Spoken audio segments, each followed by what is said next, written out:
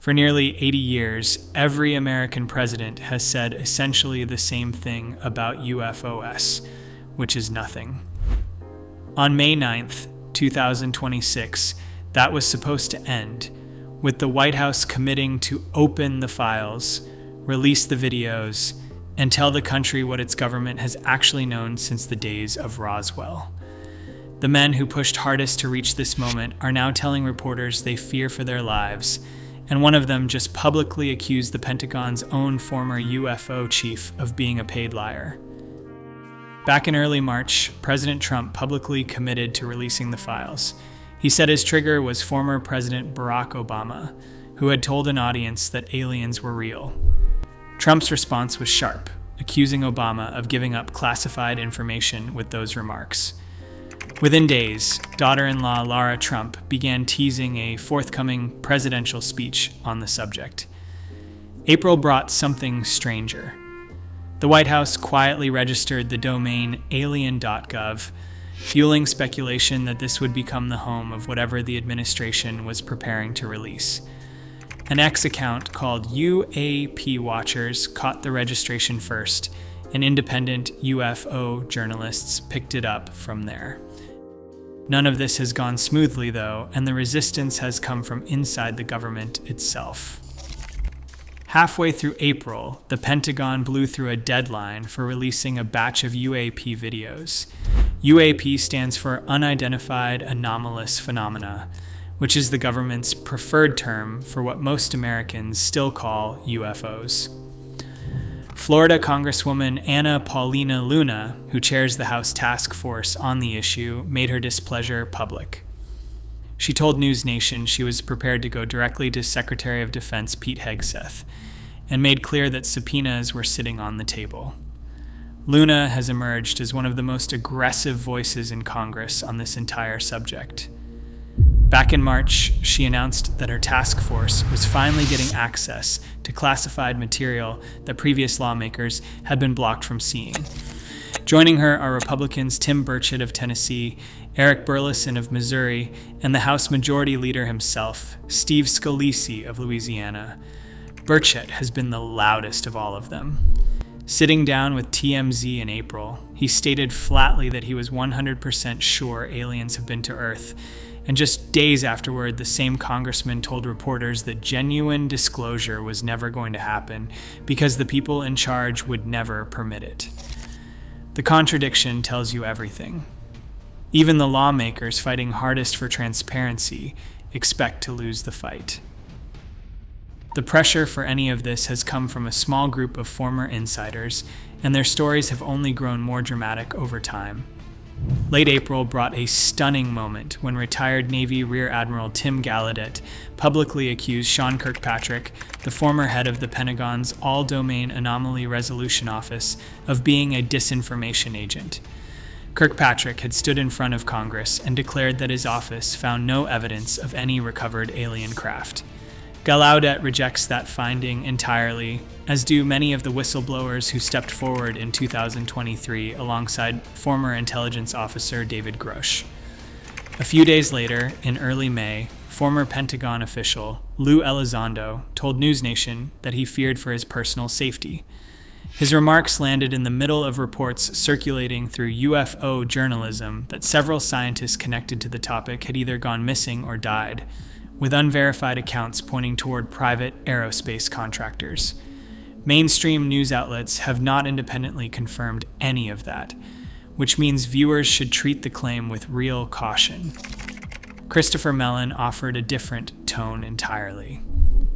The former Deputy Assistant Secretary of Defense for Intelligence stated on May 5th that he was encouraged by what the Trump administration appeared to be planning. Mellon has spent years pushing quietly behind the scenes for disclosure, and his cautious optimism carries real weight in Washington. Late April delivered something stranger still on Capitol Hill. Representatives Eric Burleson and Steve Scalise sat through briefings on a project tied to Stanford immunologist Gary Nolan and a group calling itself Skywatcher, which claims it has demonstrated the ability to summon unidentified aerial phenomena under controlled conditions. Walking out of the room, Burleson told reporters the witnesses he heard from were enough to change the conversation entirely.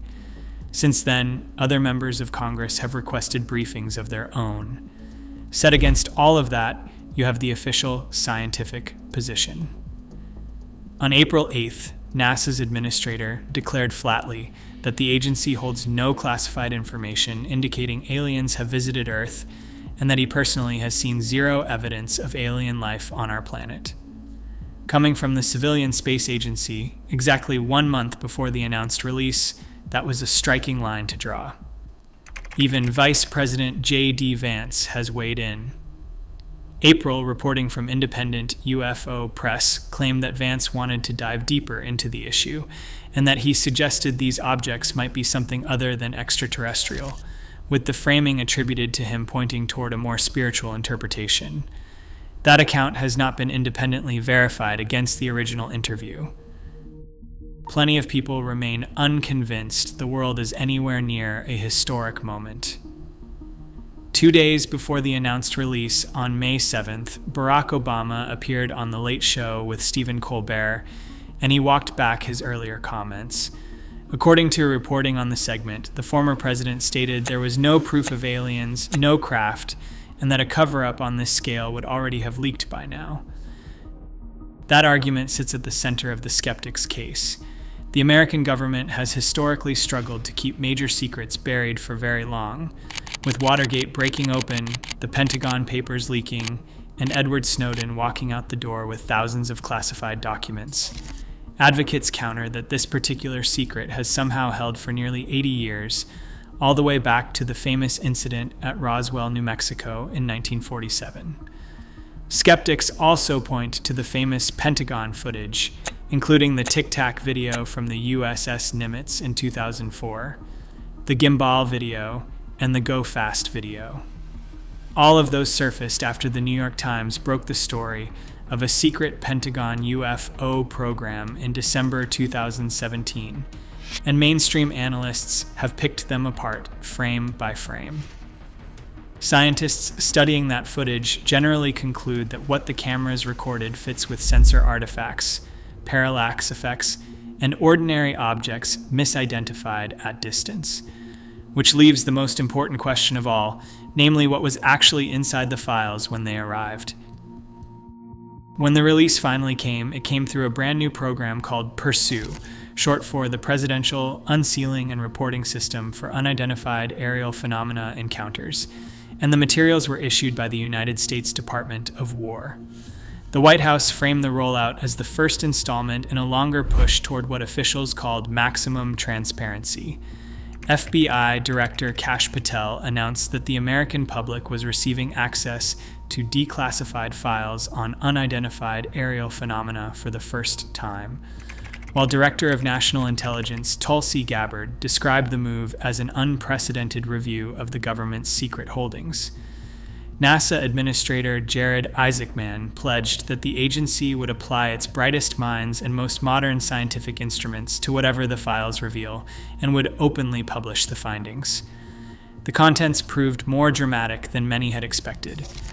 Among the most striking items were photographs and audio recordings from the Apollo 12 and Apollo 17 lunar missions, including one Apollo 12 photograph showing 3 mysterious points of light in the sky above the moon, with a clear blue shimmer visible in the distance.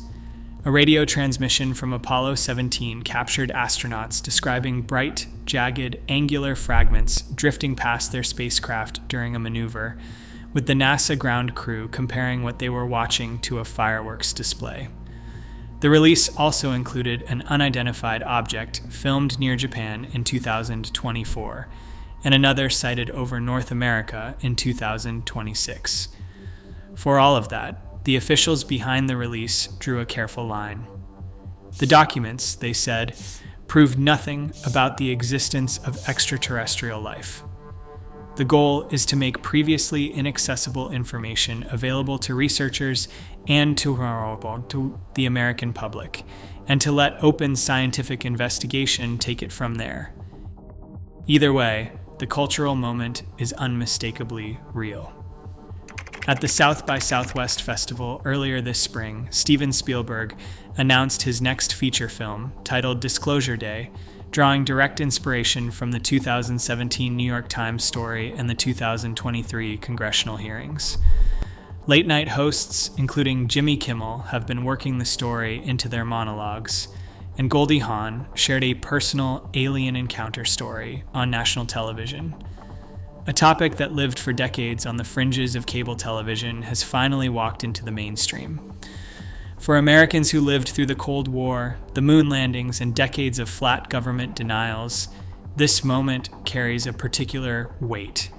Whether the documents arriving this month finally answer the question that has hung over American culture since 1947, or whether they simply add another chapter to a long story of partial disclosure, the next few weeks will tell us. One thing is certain, which is that the conversation itself has changed. Members of Congress from both parties, retired admirals, former intelligence officials, and now the President of the United States are openly engaging with a subject that for most of American history belonged to tabloids and conspiracy theorists.